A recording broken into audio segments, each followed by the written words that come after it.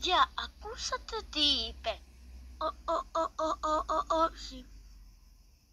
Παιδιά, ακούστε, έγινε αρχηγό. Πώς? Πώς.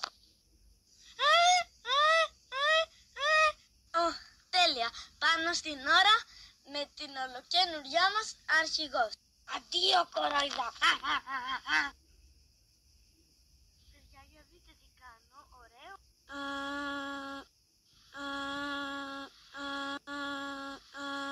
Την επόμενη μέρα.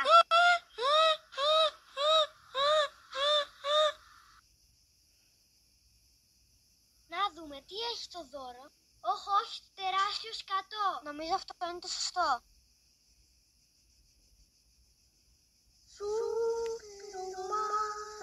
Σε ένα λουκάνικο. Πρώτον θα σε δίνω και δεύτερον, τι έχει μέσα αυτό το δώρο.